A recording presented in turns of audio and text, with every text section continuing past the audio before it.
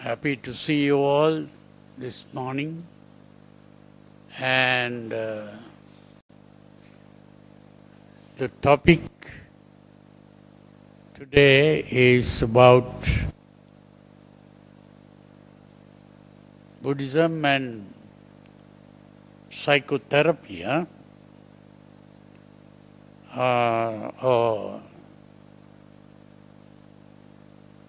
These words are a little misleading.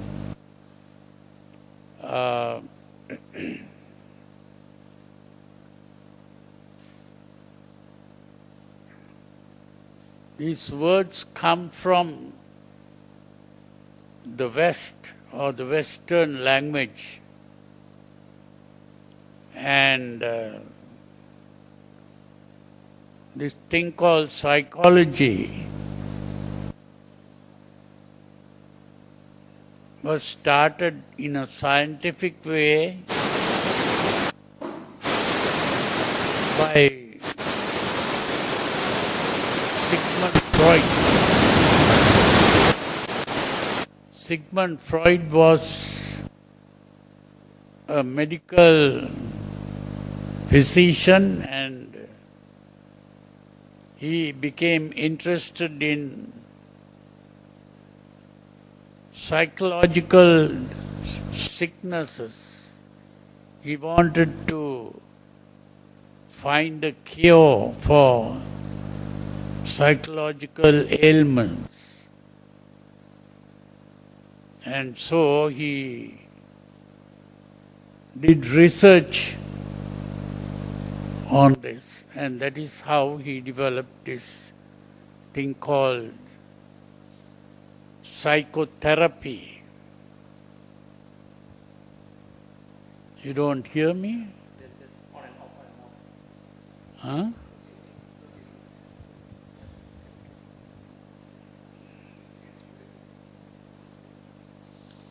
Well, the important thing is to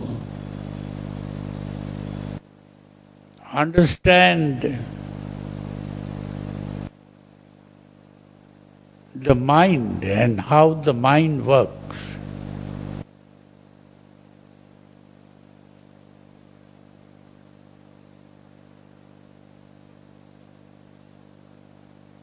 The teaching of the Buddha is also about the mind.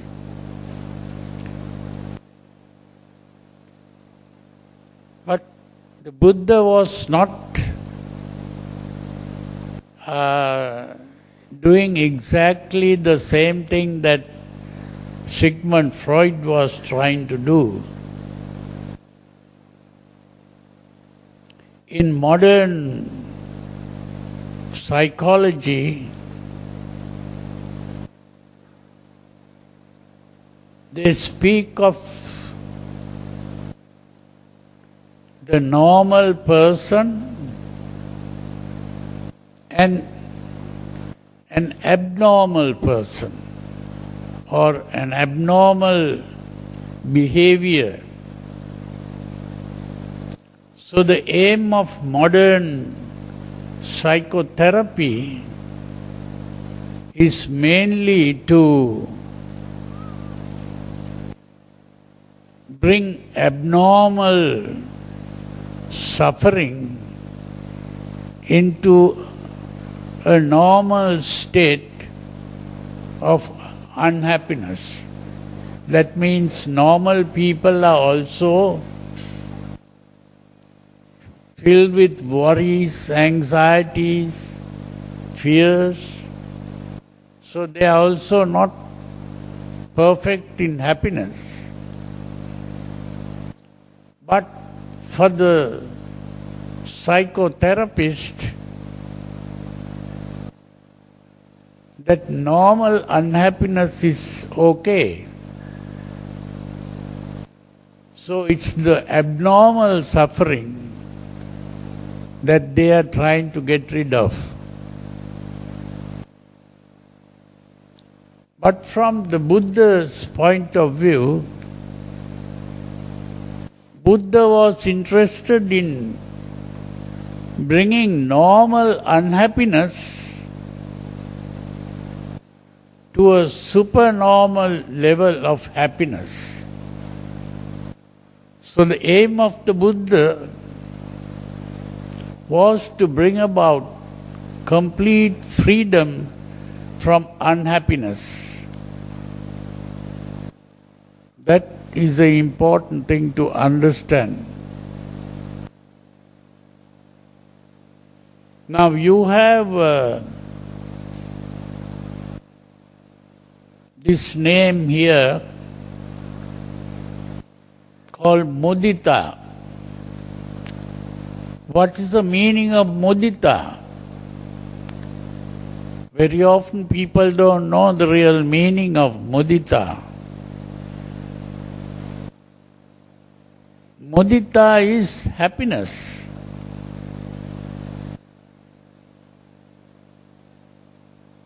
But it is not the happiness that normal people enjoy.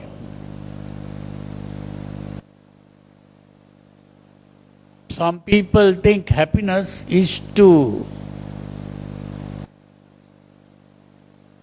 please the senses. They think of pleasure.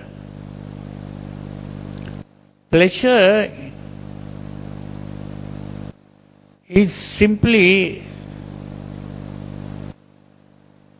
a sensation. We have 5 senses: the eyes, the ears, the nose, the tongue, and the body. Now, through these 5 senses, we begin to experience 3 kinds of sensations. Pleasant sensation, unpleasant sensation, and the neutral sensation. When we see beautiful things, that produces the pleasant sensation. When we see ugly things, that produces an unpleasant sensation. In the same way, with the ears, we can listen to pleasant sounds or we can hear unpleasant sounds. The nose also can smell pleasant perfumes or unpleasant smells. And the tongue also can experience pleasant tastes or unpleasant tastes. And the body also can feel pleasant feelings and unpleasant feelings. So we like the pleasant feelings and we don't like the unpleasant feelings.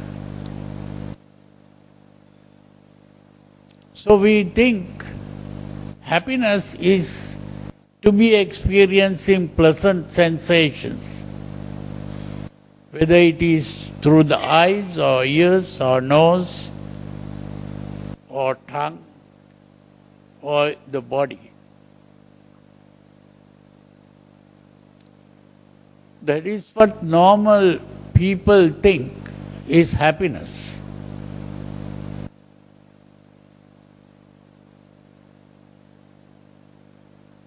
And unhappiness is seen as the experiencing of unpleasant sensations.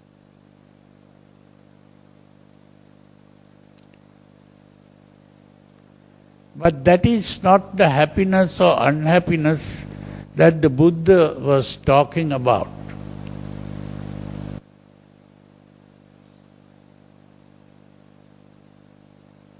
That is the important thing to understand.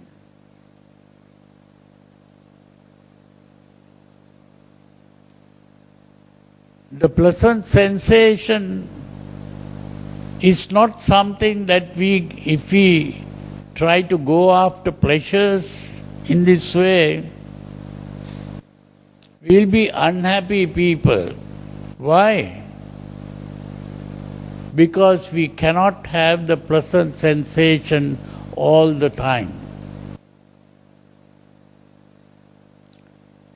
All pleasant sensations remain for a short while and then goes away. When the pleasant sensation remains with us, we are happy. But when it goes away, we become unhappy. So what the pleasant sensation can do is to arouse a desire in us.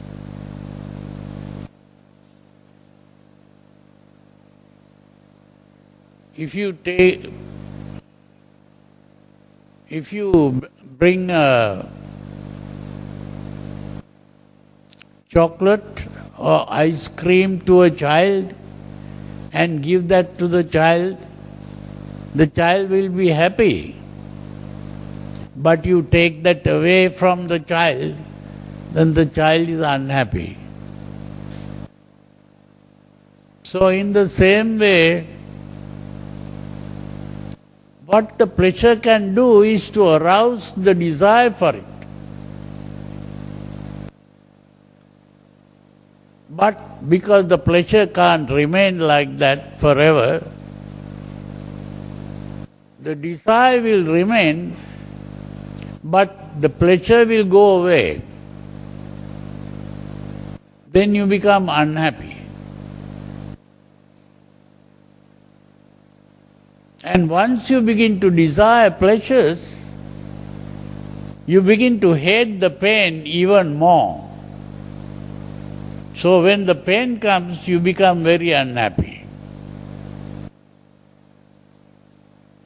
So this is why the Buddha pointed out that going after sensual pleasures is not going to make you happy.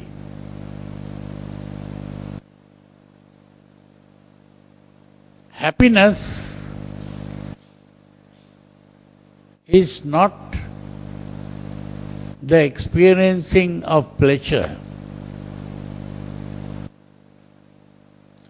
To be happy is to be free from worries, free from fears, free from anxieties. A mind that is free of worries and anxieties is the happy mind. And that mind is a calm, tranquil state of the mind. And this calm, tranquil state of the mind also relaxes the body. When there is a desire in us, the body becomes tensed. When the body becomes tense, it is uncomfortable.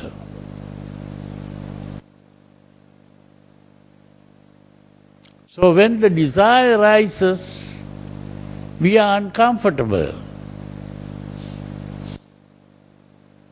And it is in order to get rid of this discomfort that we try to seek what we desire.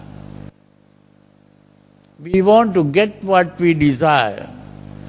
And once we get what we desire, that tension in the body relaxes. When the tension relaxes, we become comfortable. But that comfort doesn't remain forever. Again, other desires come up, or hatreds come up. When a hatred comes up also, the body becomes tense and uncomfortable.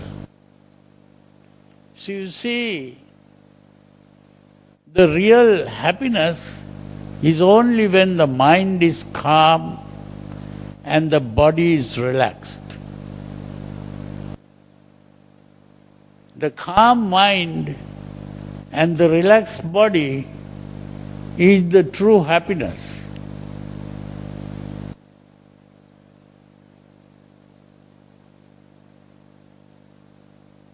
So this is the most important thing that we should understand.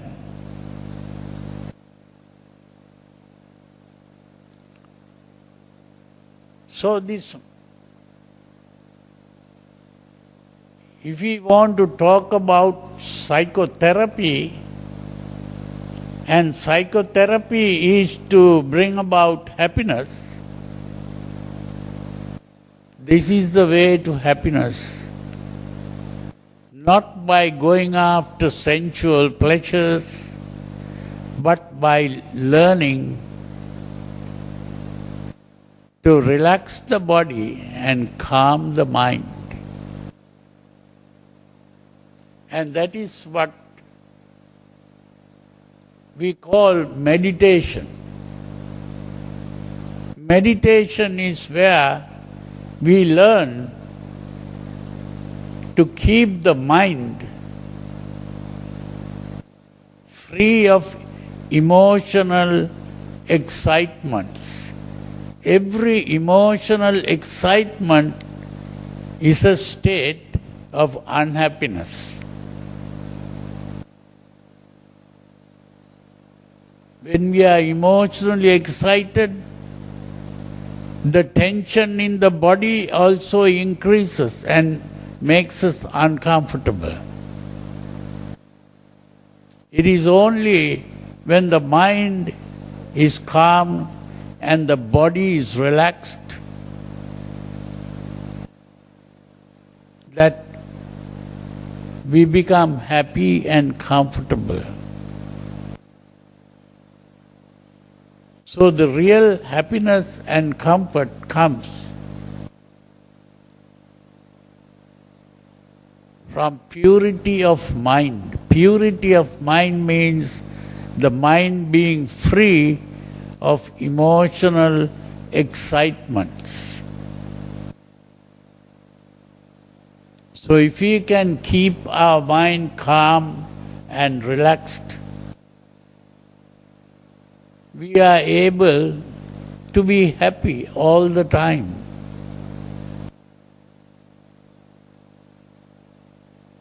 The problem is,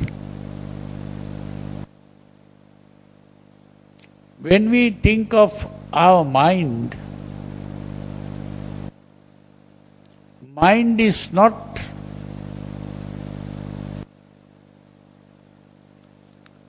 a thing separate from the body. Normally people think that mind and body are two different things. That is not true. We only have a body. We don't have another thing called a mind.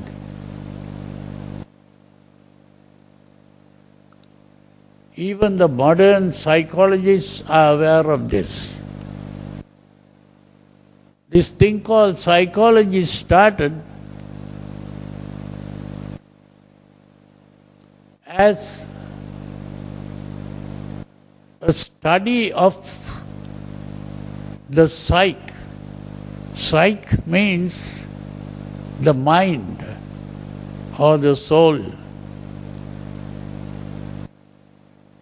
So when they tried to study the psyche, they couldn't find the psyche.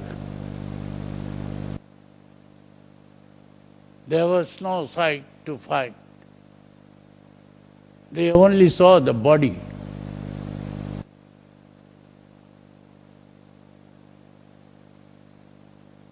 So what they said was, there is no psyche to find here. We have only the body. So the only thing that we can study is how the body behaves So they defined psychology as the study of human behavior.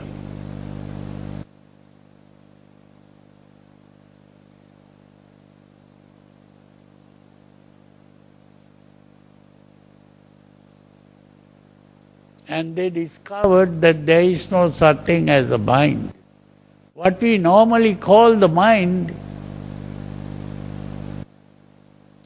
is simply an activity of the body.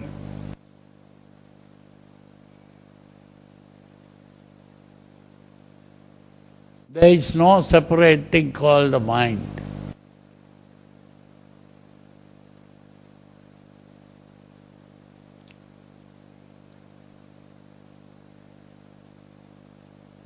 We have two ways of looking at anything. Two ways of looking.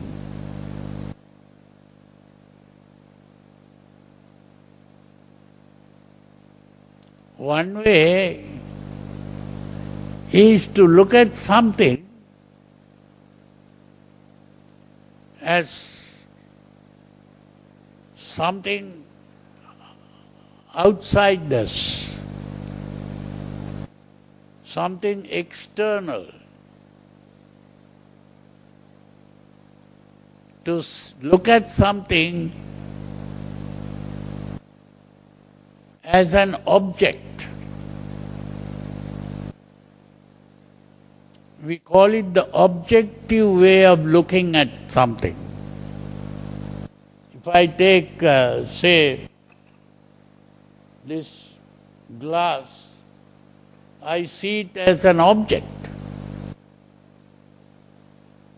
What I see is an object.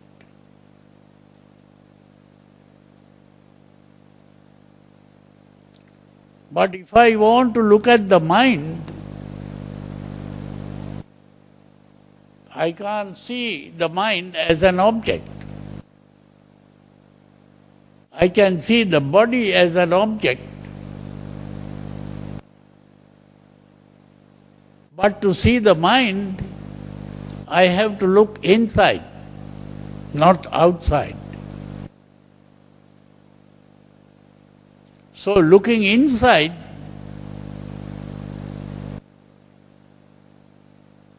is to look at the mind as a subject. That is called the subjective way of looking. And that subjective way is to look inside, and looking inside is called introspection. Introspection is looking inside. So if we want to look at the mind, we can't look at it in the same way that we look at the body.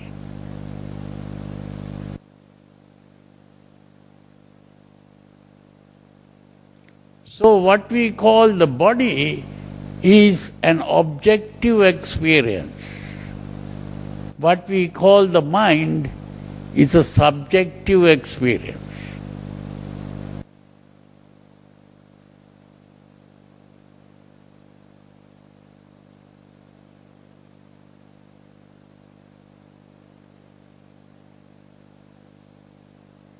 So in other words, we have an experience. The same experience we can look in two different ways. When we look at it objectively, it is the body. That same experience we look in a subjective way, it is the mind.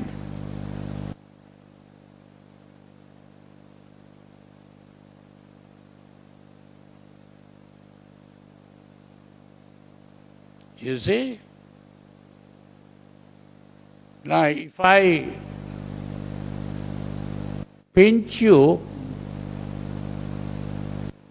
If you look at it objectively, you'll see that my fingers are going and pressing your skin or something. And that is an objective experience. So you are seeing it in the form of a body. The fingers is a part of the body, and then your skin also will be body. But that same experience, you look at it from inside, it becomes the pain. That is a subjective experience. And the pain is seen as a part of the mind. It's a mental experience.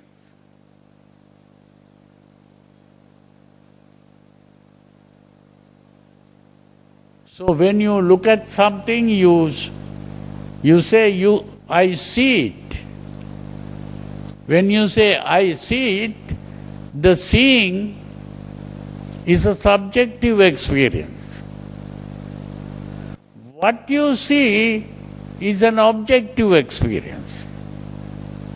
The seeing is a subjective experience, and what you see is an objective experience. You see, it is the same thing, but seen from two different angles.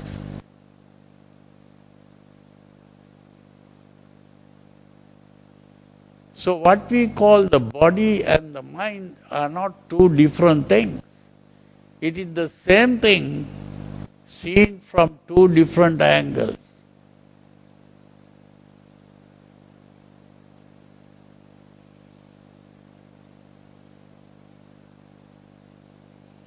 So these are simply what we call experience.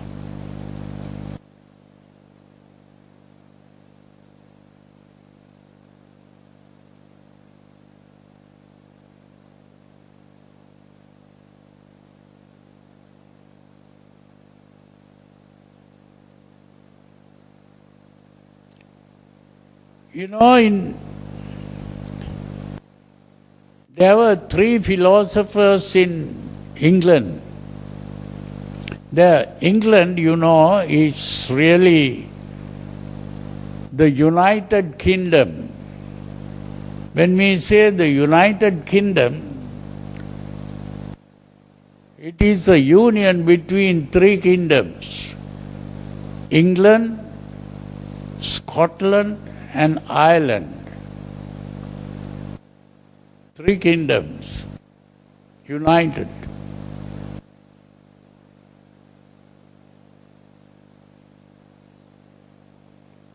There was a philosopher in England,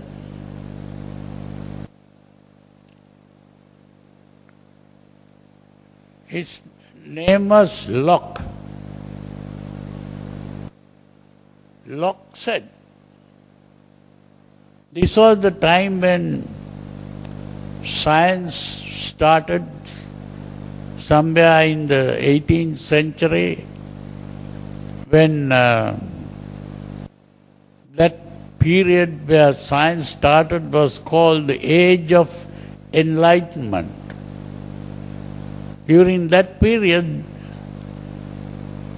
because the scientists have been trying to find out about the mind also, so this Locke started saying, there is no such thing as a mind.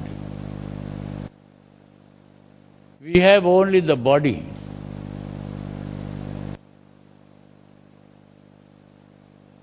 There is no mind to talk about, because what we call the mind is simply an activity of the body.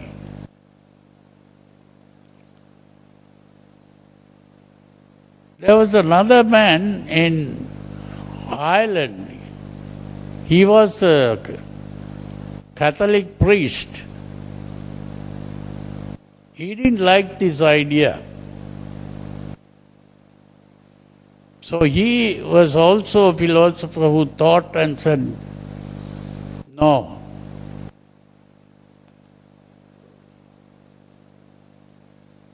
There is no such thing as body. We only have the mind, he said. Because what we call the body, how do you know there is a thing called a body? It is simply what I see with my eyes, or what I feel when I touch. All that is coming from the mind. It's an idea in the mind.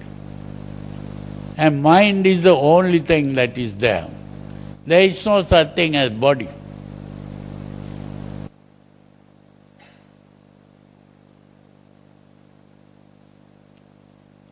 So now the people were puzzled. When you think of what Locke said, that is also true. And when you think of what this Berkeley was the man who said there is only the mind. It is also true. So what is the real truth?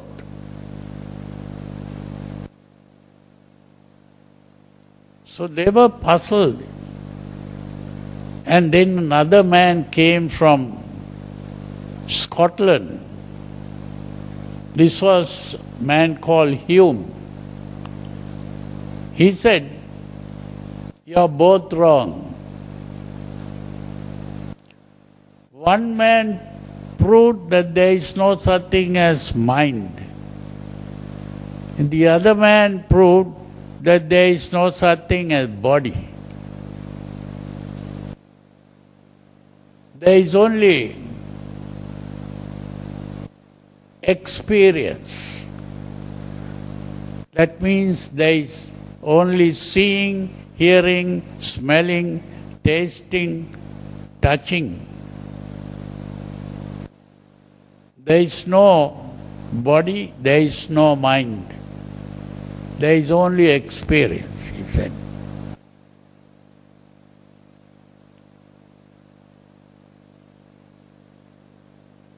So when this was said,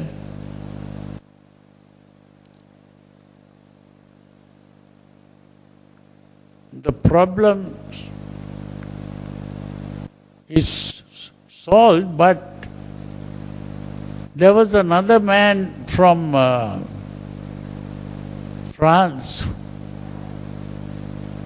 who didn't like this idea of Hume. So he thought and said,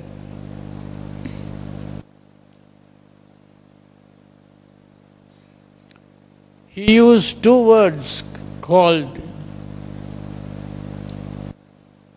phenomenon and noumenon. The word phenomenon referred to what is experienced as seeing, hearing, smelling, tasting, touching. He said that is not the real truth, because it is only what is seen, heard, smelled, tasted, and that is the phenomenon. But he said there must be something outside that, which we cannot really see or hear or smell or taste or touch. That something that is outside is the true reality. And that is what he called the noumenon.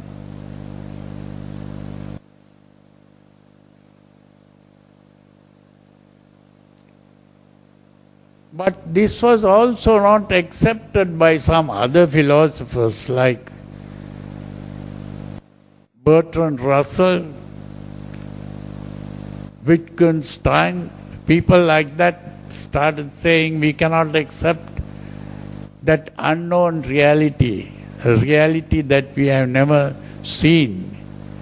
And that reality is also, although it is not seen or heard or smelt or tasted or touched, it is simply an idea in your mind. So therefore, we cannot speak of a reality outside our experience. We can only talk about experience.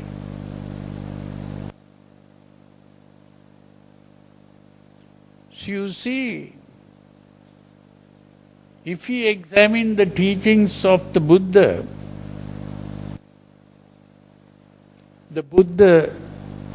also spoke of the same thing, that there is only the experience. And it is this experience that the Buddha analyzed into what is called the Pancha Khanda. Pancha means 5 and Khanda means today translated as aggregates. Khanda is something more than just aggregate. This is really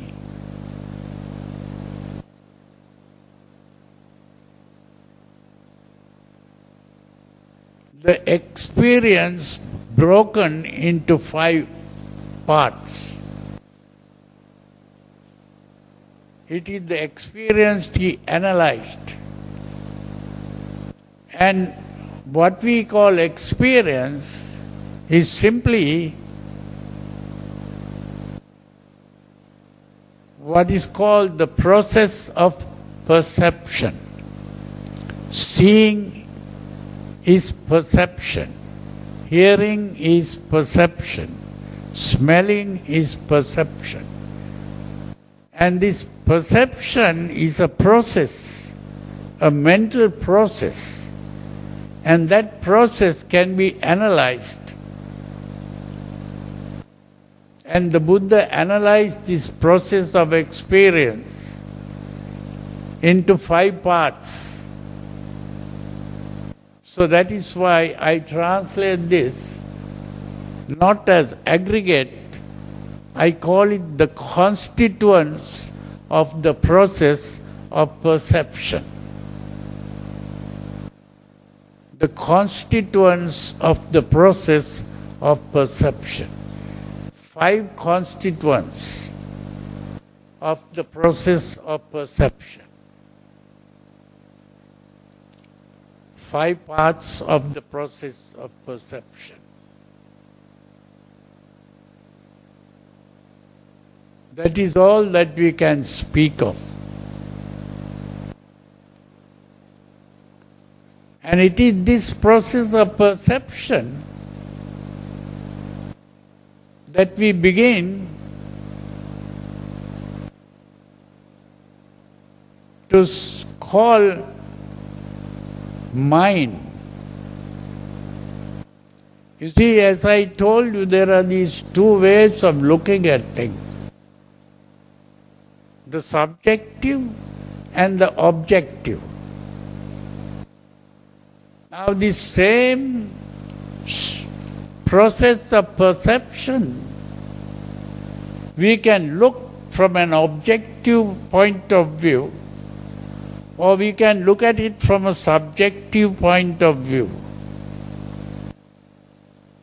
When we look at it from an objective point of view, we see it as an object here, outside.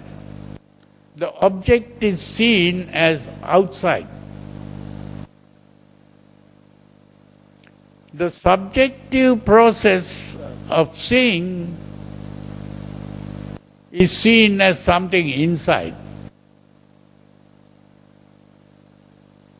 And we tend to say what we experience as inside is mind. what we experience outside is something outside me, not mine.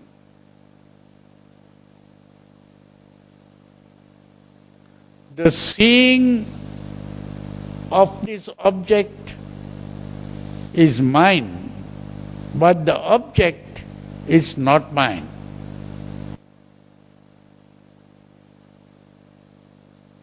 In other words, we personalize the subjective process and we alienate the objective process. These are the two words that I use.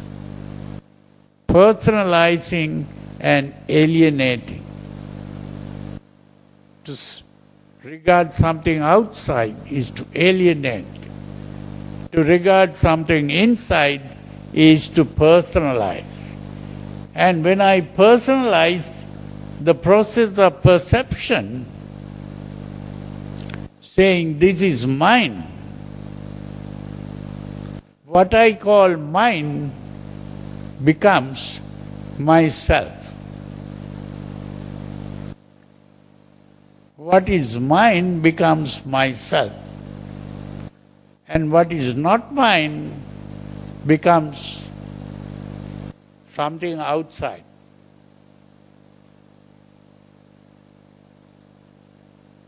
And this is what the Buddha called upadana. Upadana means to personalize, to take inside. Upadana. Or incorporate, to make it something inside.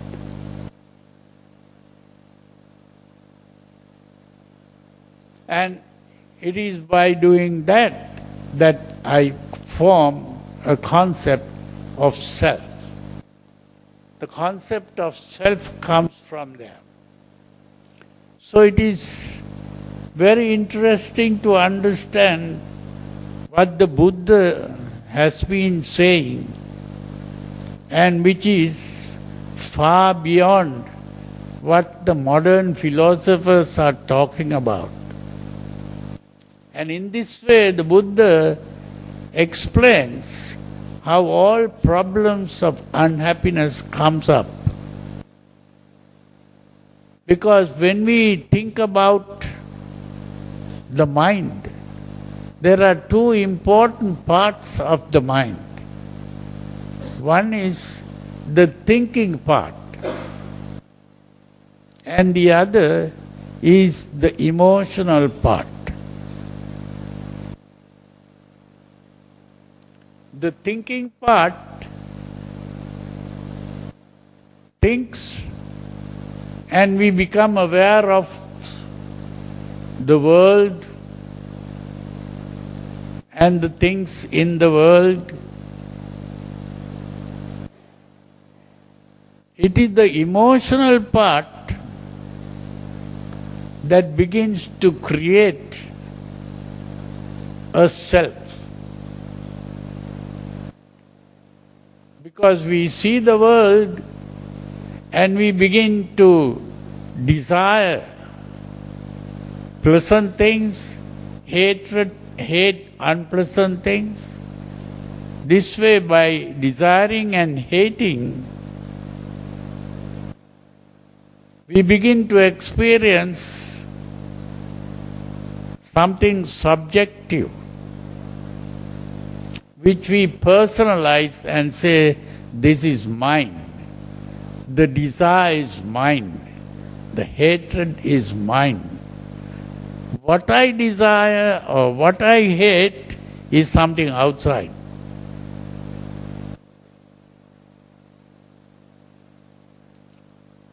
So this is how we think of the world. And we create a world outside and a self inside. What we really experience is a thinking process and a feeling process.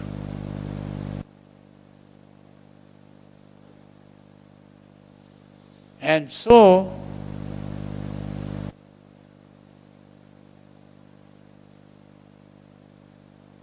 very often we find that this thinking process and the feeling process comes in conflict. The emotions want something or hate something or fear something or worry about something. The emotion is creating problems.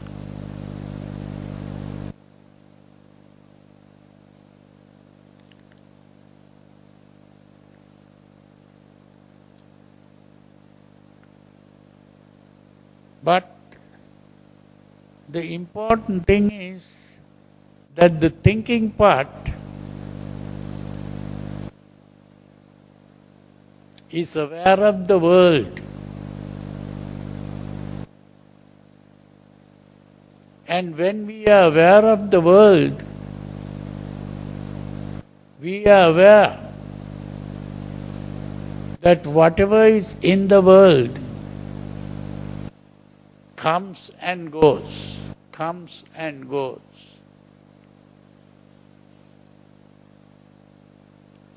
But our desire for things wants that thing to be there all the time. So in other words, the desire comes in conflict with the reality that we observe. Now we begin to think that we are existing.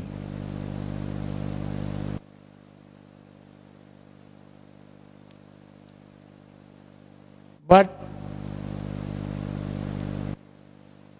what is really happening is,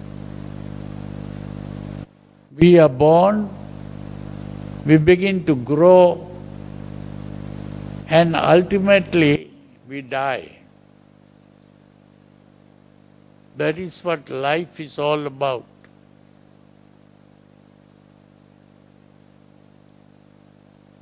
But our desire is to be permanent. We don't want to die. So our desire is in conflict with what we observe. And that is how all unhappiness comes into being.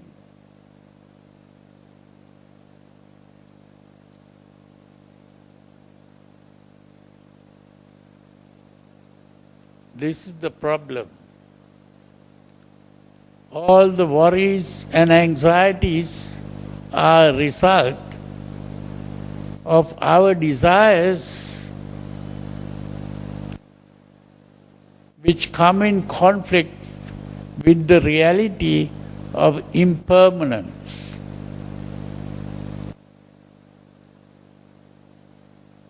Desires want permanence, and the reality is impermanence.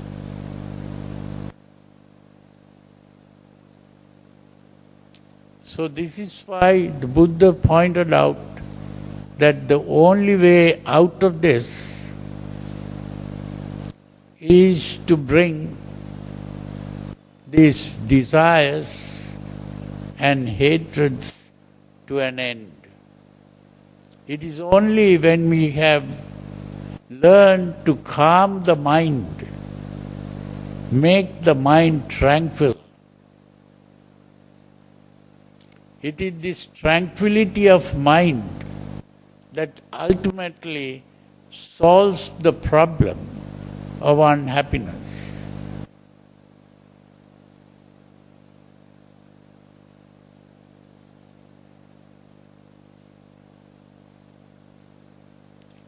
This is the important thing to understand. And of course, I have only explained this in a very short way very difficult to explain everything in a short time, but the important thing is to understand just the elements of this. And so, if you have any questions to ask, you can ask the questions, and I will try to answer them. So now it's open for questions and answers.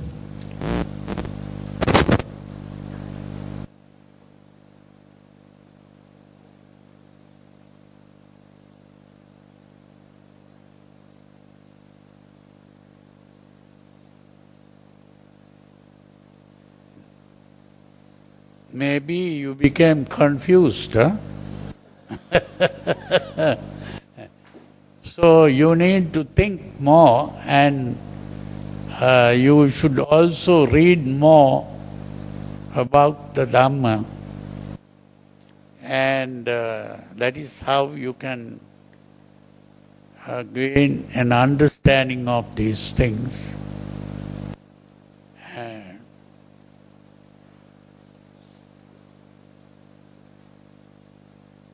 Yeah. My question is, by learning Buddhism, we can help to solve maybe some of our daily problems. Venerable Sir, can you give some practical example? How can we use Buddhism to solve some of our maybe mental issue, mental problems? Thank you. Simplest way is to learn to calm the mind. That's the main thing. This emotional excitement is the problem. This is why the Buddha pointed out, he uses the word tanha, today translated as craving. That is a bad translation. It is emotion. Tanha is the emotional reaction to three kinds of sensations: the pleasant, the unpleasant, and the neutral. So the reaction, emotional reaction, is the tanha. And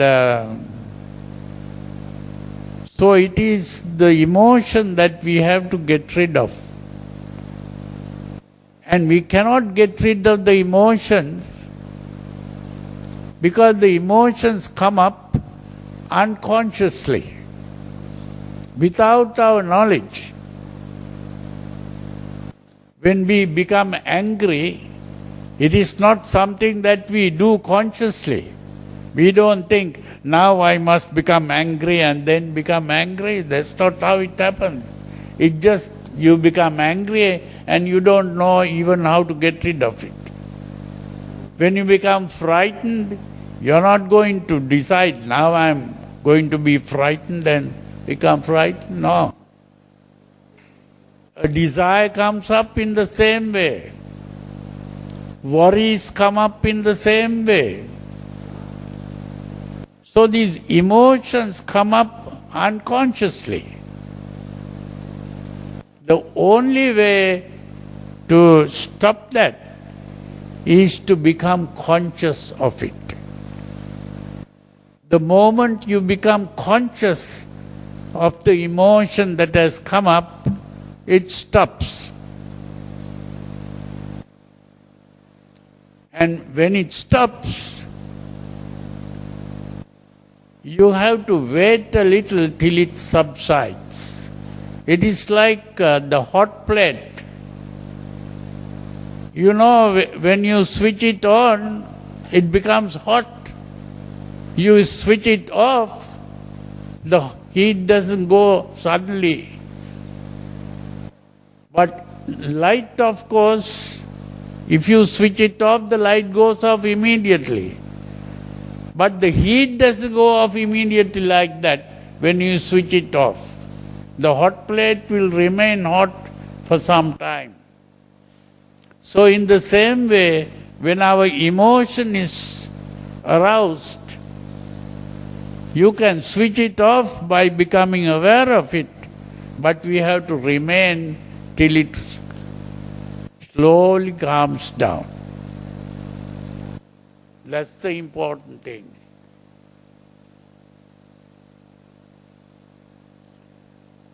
So, it is the awareness that is important, and that awareness is what we call meditation.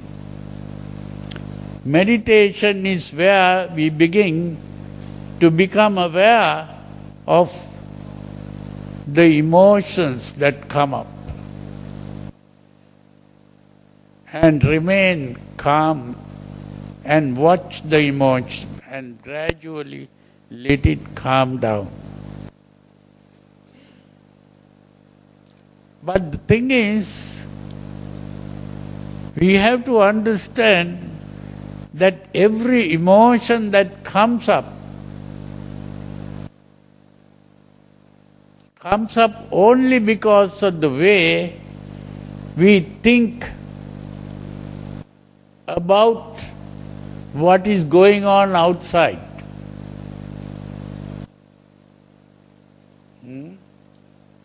Whatever is going on outside, we begin to interpret in a certain way. And it is that interpretation that arouses the emotion. Now, if someone comes here and says something,